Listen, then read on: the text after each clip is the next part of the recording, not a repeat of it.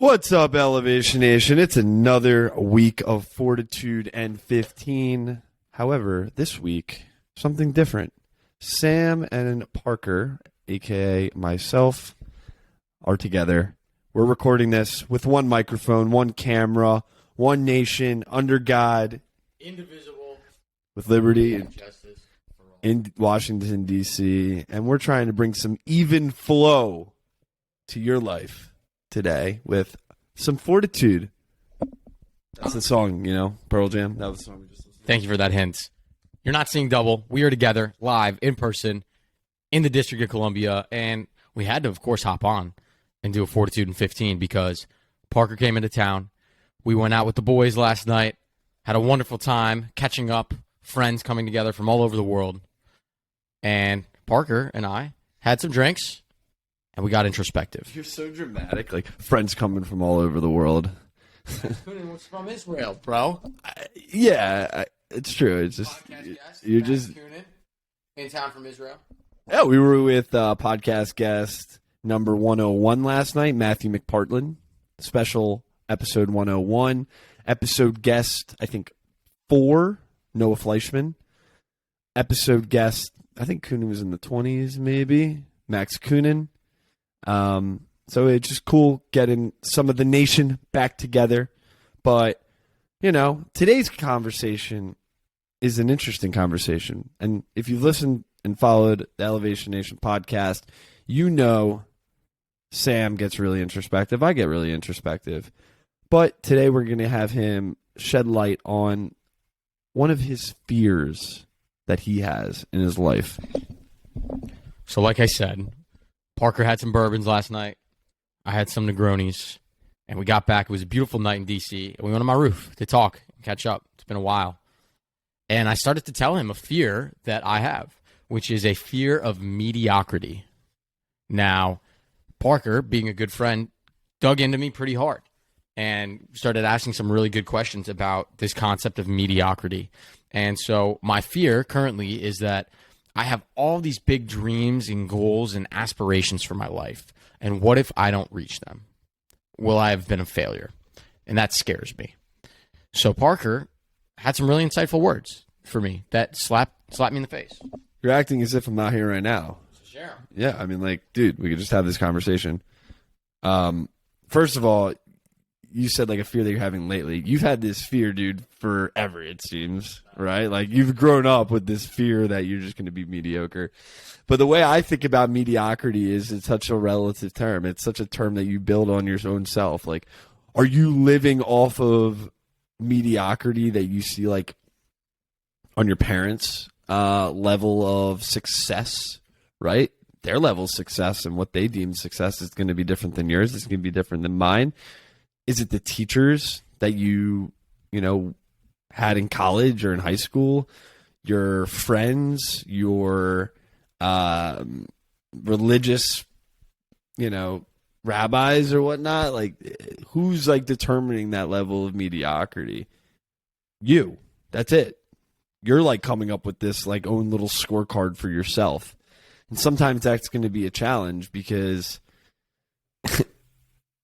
if your level of mediocrity is pretty actually good and you're not happy with where you're at sometimes, you're just going to continue to chase the chase that you're never going to be able to get to the end of the race of. But also to that point, I want to give you some perspective, Sam. I feel like sometimes, your level of mediocrity, my level of mediocrity, what I think was that could be someone else's level of success, or your mediocrity be damn, I'm a failure. But you never know, because that's for that's what you get to determine. It just puts in perspective sometimes, damn, someone would be really happy to be where you are. A lot of people would probably be very happy to be where you are, even if you're 40, 30, 20% of where you want to be. I don't know. I just think that's a very interesting insight that sometimes we're our own worst enemy. Is that the song? I think that's 100% true. I think we're definitely our own worst enemy a lot of the times because we have goals and aspirations in our minds that should be feasible and should be achievable, even if they're really big goals. And so if we don't hit them, we get upset at ourselves. And I asked you something interesting last night, and I want to ask you again today. I said, if your story ended tomorrow, would you have been successful? And what is your vision of success? And you said to me, you want to sit back in a chair and look out and know you're doing something cool.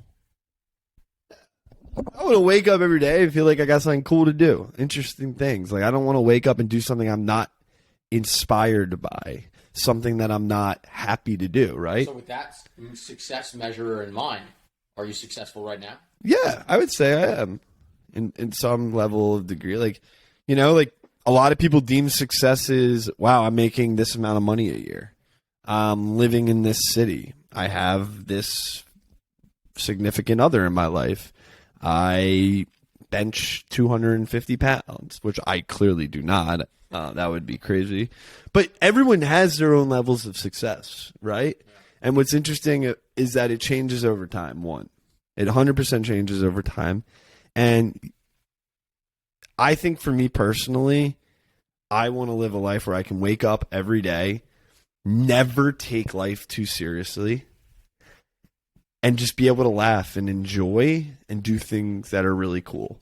And if I'm ever in a position where I feel like I'm not being able to do that, that's the time where I need to reflect and change the course, because that's where I feel like I'm being mediocre, is because I'm not being my true self. I don't want to take life too seriously because, you know, what's the point of taking life too seriously? I mean, yeah, if you're in a really serious job, or you know, that's just who you are, then that's you. But for me personally, that's how I, you know, have my scorecard essentially. What about you? Yeah, I think I'm still working to figure out my scorecard, right? I grew up with all these ideas and concepts in my mind that I would do something incredible, whatever that was. And I do think I'm doing something incredible right now.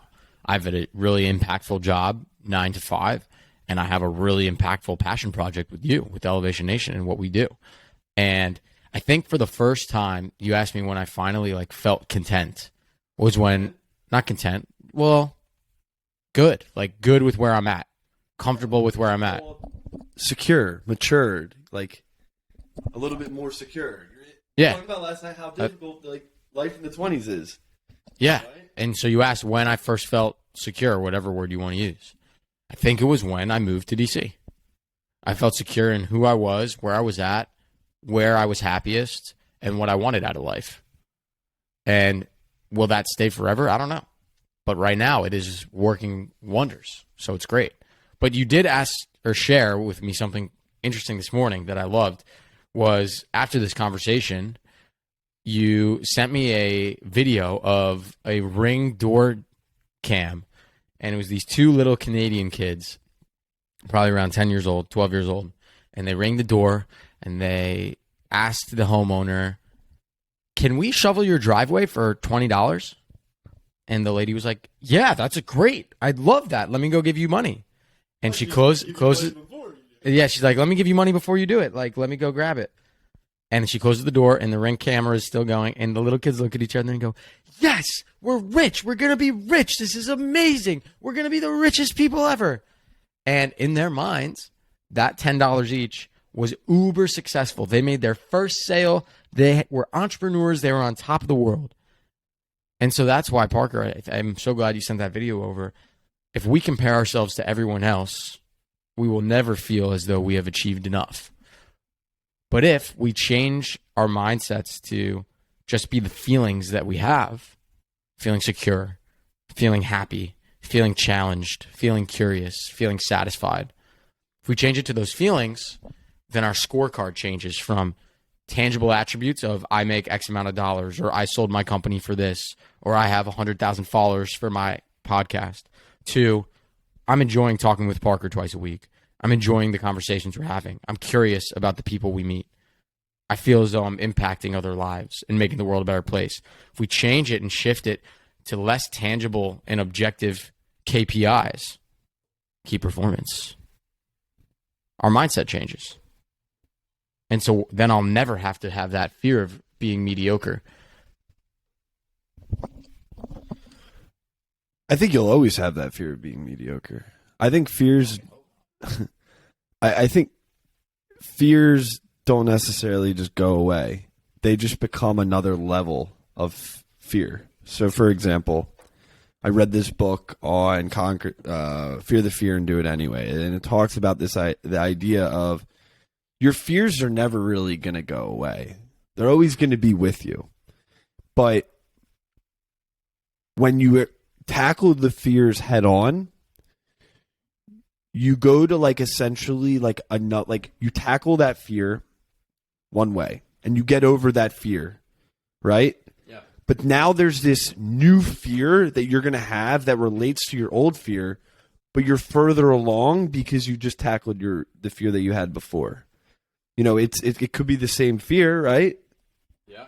But now you're further along and you continue to push and you continue to go along. And I just think it's really interesting, I don't know if I said that well enough for it to make sense, but if you want to learn more about that idea that I just talked about, definitely pick up the book, Feel the Fear and Do It Anyway. Shout out Justin and Dylan from Next Gen, who recommended that. But at the end of the day, mediocrity, fear, success, it all starts and ends with you. And you need to define that for yourself. And we're coming back to mental fortitude here and self-awareness and creating a vision and holding yourself accountable.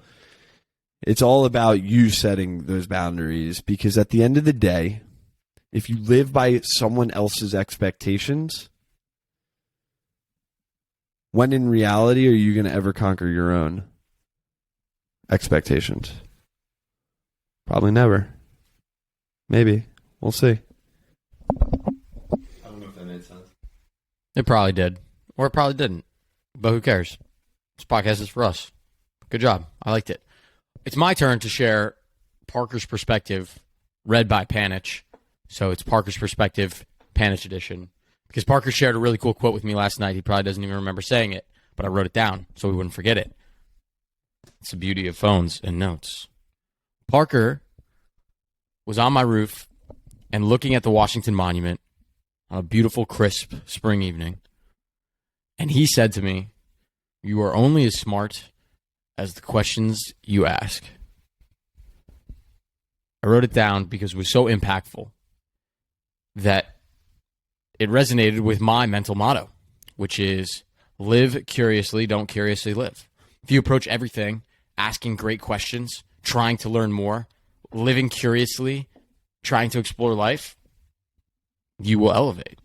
And if you do not ask good questions, and if you just wander and meander around life without a direction or without a plan or staying in your comfort zone, you will never elevate. I've always found that the smartest people are the ones who are curious and ask a really impactful question and just can sit back and listen.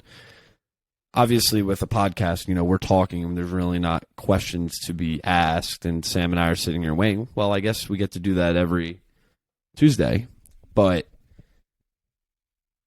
I've always found that the smartest people are the ones who have really nothing to say. They just ask a really impactful question, they listen, they learn, and then they make their points based upon what they've learned from that, and take not just spewing nonsense and talking and talking and talking, but listening and listening. So let's ask more impactful questions, more meaningful questions, and learn curiously about the world, because there's a lot to learn about. And in Sam's point, he can learn a little bit more about himself being mediocre. I mean, he's pretty mediocre in FIFA, even though he beat me today. And I was disappointed by that. But I know 10 out of 10 times, 9 out of 10 times, I'm going to beat him. So maybe we'll just have to try that right now, Elevation Nation, because 15 minutes is up. And fortitude continues on the FIFA pitch, not on the Elevation Nation anymore. Until next week, Elevation Nation. From District of Columbia, peace.